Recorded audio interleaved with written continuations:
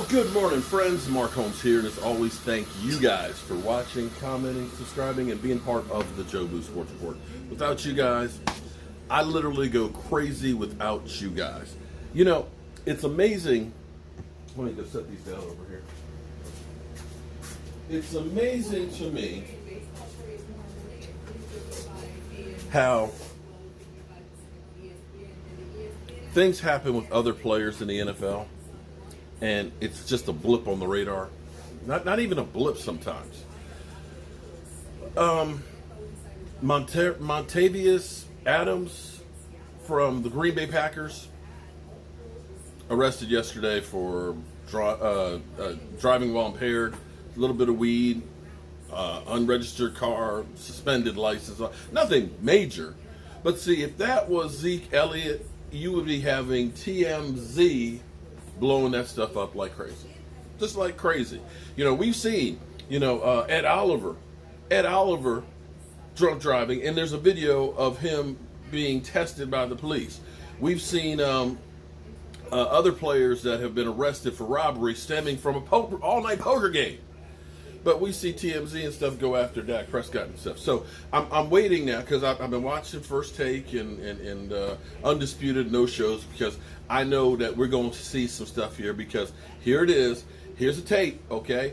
We're going to see if they go ahead and talk about the Dallas Cowboys. So let's take a look at this tape real quick here of what's going on because you know there's going to be something thrown at Dak Prescott, Zeke Elliott, Dez Bryant, and crew for out there doing what they're doing because, of course, the Dallas Cowboys do stuff like practice. Not a game.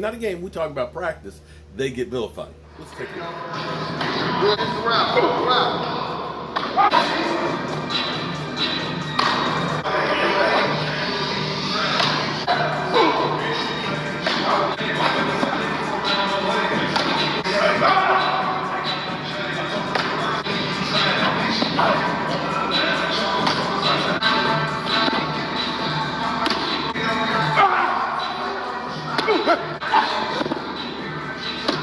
Catch your breath.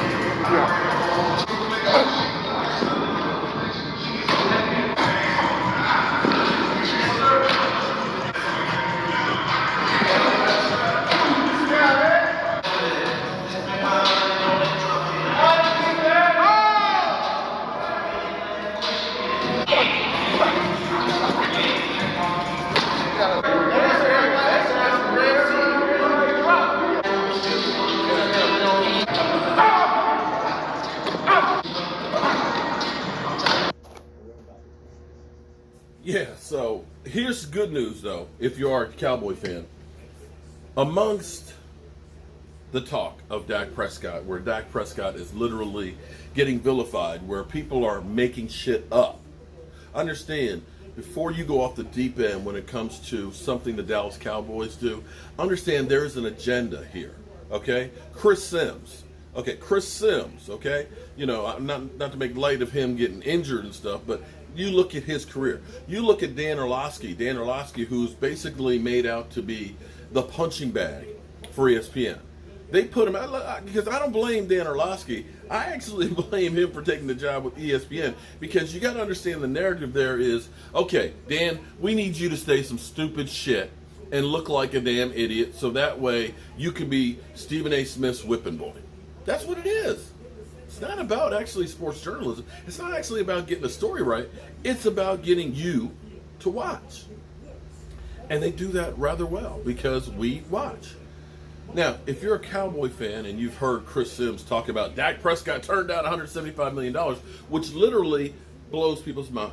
Because here's the problem with the media, or when we hear media. People don't dig in deeper than the headlines. Because now what is set in stone in people's minds, just like Dak was looking for $40 million, Dak Prescott's looking for turned down 175. The real story will never be read, and it won't sink in. Because what's now burned into your brain is Dak Prescott turns down 175 million. And the funny thing about it is, it wasn't even news. If you say a 5-year deal at $35 million, that's $175 million. But nobody's taking 5-year deals. everybody is signing for 4-year deals. And so if you go back to a 4-year deal, you're talking about $140 million at $35 million a year, which technically is actually less than what Russell Wilson signed for. But yet, what's made out by all these talking heads is that he's greedy. He's getting he wants all this, that, and the other. So, but it is what it is. But here's what should make you feel good if you are a Dallas Cowboy fan and want to see them succeed. Because I think we got some Dallas Cowboy fans out there that are actually hoping that Dak Prescott fails so they can say, see, I told you he was a bum. There are some out there, and I don't know how you claim to be a Dallas Cowboy fan when you are rooting for him to fail, because I thought it was about the star on the helmet and having the Dallas Cowboys succeed. But be that as it may, the message here is Dak Prescott and crew, they're working out. They're firing the football. He's not sitting on his ass in Cabo. He's not at home sulking. He is trying to be the best player he can be. And see, that's the kind of guy that you got to understand. As we go through and we talk about, Dak Prescott ain't this, Dak Prescott ain't that, he's never been the guy who's had the high pedigree that was given things. Because, see, this is the difference. I had a discussion with my man Jet and stuff about this kid who came from a rich neighborhood who felt like he was entitled to stuff as opposed to actually having to work for stuff. See, when you work and have to earn something, it's that much sweeter. When you have to go through life and you don't have everything that's just given to you, you appreciate it more and you will hold on to that even harder when you get there.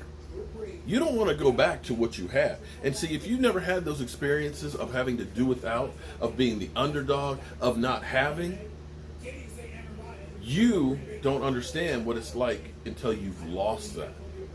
And too many times we have guys that come out and they have, oh man, it's a great first season. Take Baker Mayfield. Baker Mayfield came out, yeah man, I'm the big shit here. This is easy. But then reality sets in when teams learn what you can do. When teams figure out what you're doing. And you didn't put in the work, now all of a sudden, shit ain't as easy as it was the first time when nobody knew you. And see, that's where Dak Prescott is. And that's one of those things that I don't know how you equate it monetarily. This guy is constantly, he's a gym rat, working to get better and better and better. That's why you see his numbers getting better, okay? Take a look at Carson Wentz, okay? Because I'm sick and tired of everybody talking about the things that Carson Wentz can do. But take a look. True, 2017 was a great season for Carson Wentz until he got hurt. His numbers put him in the talk for MVP. But the amazing thing is, you can't look and say that Carson Wentz has gotten better since then. You can look at the next year where he was 5-6, and that guy wasn't beating playoff teams either. That it was Nick Foles that came in and saved that team's ass to get them to the playoffs. Same way he came in and saved their ass and got them to the Super Bowl. You can't look at Carson Wentz's numbers as much as they want to say it was all the other guys. It was the drop passes, even though Dak Prescott had guys that dropped more. It's because Dak puts in the work. He cares about what goes on the field, and he cares about the guys that go around him. Those guys in the locker room, as much as Colin Cowherd says, screw Dak Prescott. Andy Dalton is that. You know what? I'm going to tell you. Those guys in that huddle, they looked at Dak Prescott. If the Dallas Cowboys were to say, you know what, screw you, Dak, they'd be like, damn, Dak does everything right. Dak isn't on the police reports. Dak ain't getting suspended. Dak isn't throwing the team under the bus. Dak isn't demanding to get paid or traded. If they do him like that, they don't give a rat's ass about any of us then. I can guarantee you. They'll go through the motions, but they ain't exactly going to go out there and kill themselves for the team. That's why I need to get this deal done. Well, I got work to do in here. Hope you guys have a great day.